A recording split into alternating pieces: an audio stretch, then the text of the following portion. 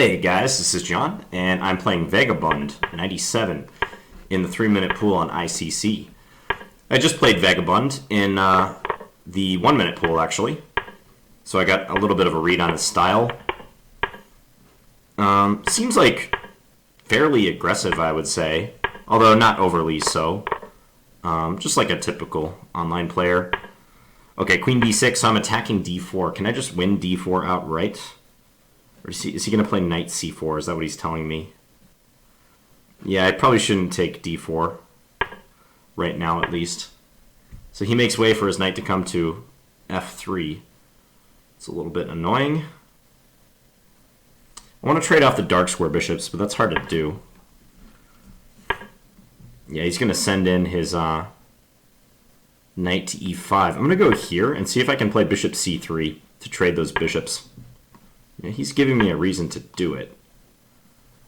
So now once I trade these bishops, this d4 pawn becomes significantly weaker.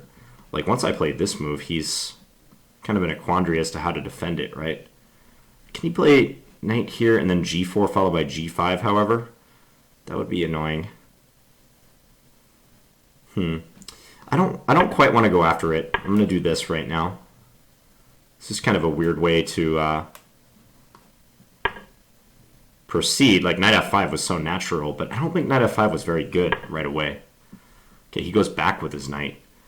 So I've got all sorts of pressure coming at him here. I think he's going to be just losing a pawn now. And I use this rook to come into c4 because I want this one pointed at a3, just in case he continues with rook d2. He could play that now. He does. Okay, so what happens if I just take this?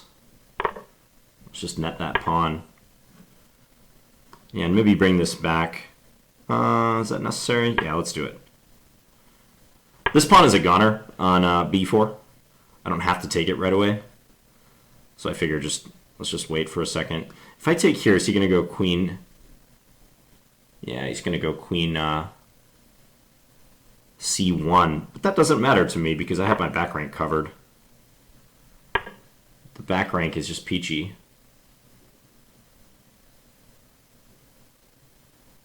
Yeah, this is fine. Just g6 now, maybe? Yeah. Rook c8 is not a big deal.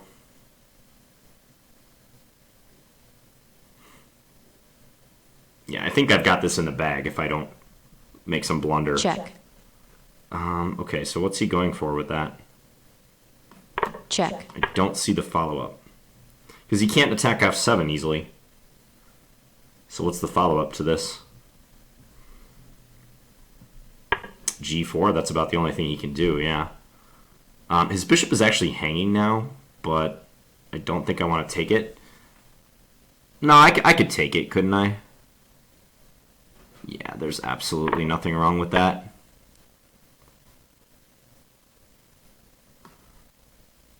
Okay, we'll just go here. So if he goes queen e8, I have knight d6, is what I'm saying. I can play rook c4 somewhere and just give the material back. That's kind of what I'm thinking will be good.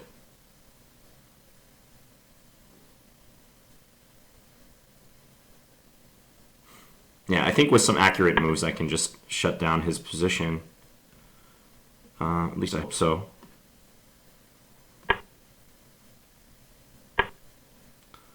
Yeah, now he's threatening knight d7. What do I do about that? Knight d7. This is only threatened, it's an annoying one.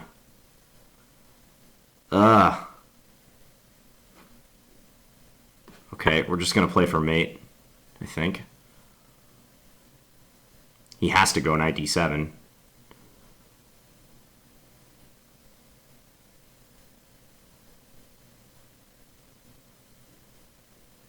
Ugh. Problem is it might be good for him.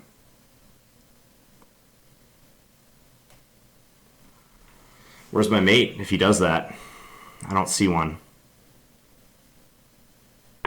Time warning. Wow, Check. he actually did this. Okay. Check. Check. Check. Yeah, he's just going to be trying to, like, blitz me out now. Check. Okay, I'm going to try to eat his pawns. Check. It's my best chance. Check. Check. Check. Okay. Now I'm eating more pawns. Check.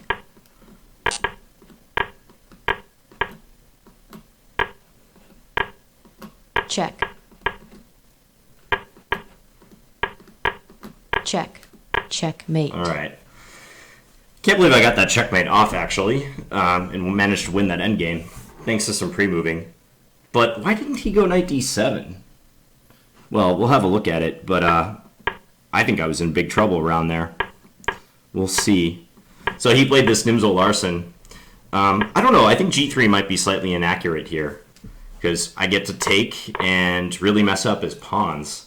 And then play e6, and I like the extremely solid structure I have. Yeah, and I think this whole concept with d4 and then c3 is flawed. Because after I play c5, and especially c3, like d4 itself might be okay, but he should probably like capture on c5. Because once he gives himself another pawn weakness, this isolated d-pawn, his position becomes difficult. I really wanted to take here on d4, but I think he has this move. This is why I avoided it. So if I take, he takes with the bishop, and then he's kind of forking my, or double attacking my queen and knight. And this pawn might be picked up next move. So that's why I didn't do that. I played rook c8, and then here, it's kind of annoying I had to allow him that resource, though, knight f3 to e5, because this knight will be like practically his only good piece here. Now I wanted to exchange the dark square bishops, because otherwise it's hard for me to ever get at the d-pawn. Also, moving the bishop from d6 is nice because I get knight f5 in, hitting d4, and maybe coming back to d6 as I did in the game. So I was able to utilize that square. Yeah, and this just came apart for him. Oh, yeah, small tactical detail. So right here, it appears I can just play knight f5, right? And just like, why not play that move? I guess he could play knight f3 if he wants to defend the pawn for now, but I saw that he might have this, and then after knight takes d4, g5, and if I move this knight, he has knight d7, forking my queen and rook. And I wonder if that checks out this piece of analysis. The engine says knight h4 is a good move here. Is taking a mistake? To take is a mistake, yes. So knight h4, and then if g5, knight e4, and if knight d7, queen c7. And if knight takes f8, queen takes f4, and black plays for the attack. Yeah, unlikely I would have seen or gone for this had I played knight f5, but that's what the engine is saying. But I think rook fc8 is just a sensible move. And now here, my regret about this phase of the game is that I did not pick up the pace. So after I took on a3, I think I tried to play a little too carefully. Trying to avoid complications, missing easier chances. No, not missing easier chances. Just not playing like natural moves and trying to like overcalculate any perceived threats, right? Like almost getting scared of ghosts, really. So this was all fine though. It's just I'm burning clock time here. I played g6. Check. He came down with the rook. Check. So I've got about a minute left. He does have a minute advantage, but with this massive material edge, I should just be winning this no problem. Like, yeah, g4 is his only way to cause trouble in this position. Otherwise, he can't get at my weak f7 point because my knight covers the vital e8 and the d7 squares. So I wonder if there's an easier way to put him away after g4. Actually got a little weird. I wonder if there's just an easier way. I thought about rook c4, just to give back some material. Like, if he takes with the knight, I take with the pawn. I'm still hitting his bishop. And having gotten rid of his knight, because that queen-knight combo is deadly if it gets too close to my king and I can't do anything about it. So maybe rook c4 is the best move in this position. Let's just see what the engine thinks. No, it says rook takes h3 is fine. g5, knight g8. Yeah, I didn't see knight g8. Knight g8, queen d7, rook c3. Wow. So it's saying go knight g8, allow him to do this. That's fine. And then just like casually move your rook away. And after queen takes f7, he has nothing. Well, this looks a little scary to me. I mean, I would probably just dismiss something based on like some move like that, but I guess there's no mate and black's just winning. I don't know. It's so annoying when you're you're like, you know you're completely winning, and you know if you switch on the engine, it'll say you're completely winning, but like he has enough counterplay to give you trouble in a blitz game. I hate that feeling. But as a blitz player, you have to get used to that. So I took, he went g5, I played this, he went queen d7, I brought my knight back here, he went queen e7, okay, I played rook b1, but what is the problem with knight d7? I legitimately did not know what to do against that move.